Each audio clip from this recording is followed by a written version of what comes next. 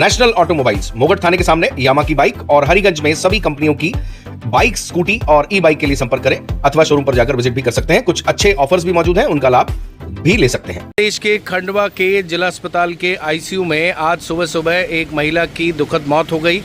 लगातार 2 अटैक आने से उनकी मौत पर भड़के परिजनों ने हॉस्पिटल के आईसीयू में हंगामा किया और नाराज होकर डॉक्टर के साथ मारपीट भी की, जिसका आवेदन सभी डॉक्टर ने एकत्रित होकर मोगट थाने में दिया और सीसीटीवी फुटेज भी जारी किया है कि डॉक्टर के साथ मारपीट हुई। इस घटना को लेकर जहां एक और डॉक्टरों में आक्रोश है, वहीं जिनके घर से उनका पूरा परिवार उजड़ गया, महिला की मौत हो गई, वो भी आक्रोशित हैं। भैया, जिनका दुखद स्वर्गवास हुआ है, उनका नाम क्या था दीदी का? रेखा खरवंश। पति का नाम? धीरज खरवंश। कहाँ के रहने वाले हैं वो? वो जबलपुर की, हम खंडवा की। रामेश्वर रोड खंडवा। अच्छा, जहाँ आप अभी खड़े हैं? हाँ, रामेश्वर रोड खंडवा। रामेश्वर रोड। क्या हुआ, क्या था, क्यों गुस्सा हो गए थे रात को, क्या हो गया था ऐसा? भाई उनने बोला कि उनने इंजेक्शन लगाने का बोला। कितने बजे आपने उनको भर्ती कराया था? 11:30 बजे रात को। हाँ। अच्छा, फिर क्या हुआ था? उनने बोला कि ये इंजेक्शन लग जाएगा, हाँ, तो बच जाएंगी। अच्छा, तो मैंने बोला, फिर हमने सब भाइयों से पूछा तो भाई बोले ठीक है, भाभी है हमारी, लगवा दो। लगवा दिया। उसके बाद साइन भी करवा लिए उनने। ठीक है कि भाई इसके बाद कुछ भी होता तो हम उसके जवाबदार नहीं है। ठीक है। तो उसके बाद भी साइन करने के बाद भी हमने इंजेक्शन लगवा दिया, उन्होंने लगा दिया। उसके बाद सुबह 5:30 पौने 6 बजे उनकी तबीयत बिगड़ी। उसके बाद फिर वो चले गए। अच्छा, रात को कौन थे ड्यूटी पे? डॉक्टर कौन थे रात को? कोई डॉक्टर नहीं आया। कोई डॉक्टर था ही नहीं? वो भी सो रही थी। अच्छा, 2 बार मैं बुलाने गया, मेरे बुलाने पे बोल रहा आ रहे हैं डॉक्टर साहब, आ रहे हैं 5 नंबर में 5 नंबर सर करते करते पौन घंटा हो गया, बाकी डॉक्टर साहब नहीं। बाद में आए, मेरी भाभी माँ का सीना हिलाते रहे, बाद में जो बोले कि बेटा सॉरी, अब तुम बताओ सर, तब ऐसे हालत हम क्या करते?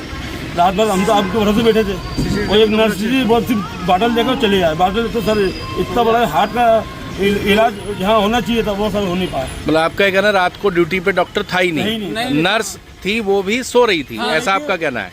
बॉटल देखती थी, उसके सिवा कुछ नहीं इसको। और जो डॉक्टर मतलब नर्स मौके पे थी, वो भी एक बस बोतल चेक करती थी। अच्छा, ईसीजी वगैरह जो एक मशीन से कुछ बार बार चेक नहीं कर रहे थे।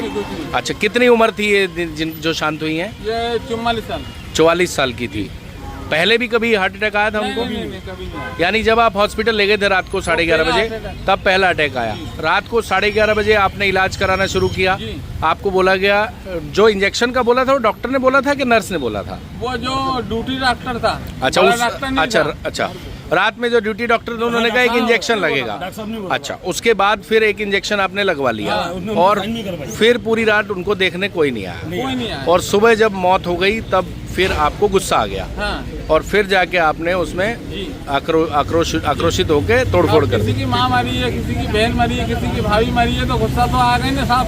अब लापरवाही पर डॉक्टरों के साथ नहीं करना थी ना मारपीट। इसका आपको खेद है कि नहीं है? हमको बहुत खेद है, हम तो क्षमा भी चाहते हैं इस बात के लिए। बाकी ये है कि डॉक्टर साहब जब लापरवाही, जब डॉक्टर गया तो पेशेंट क्या कर सकता है? कितने बच्चे थे? कितने बच्चे थे आप?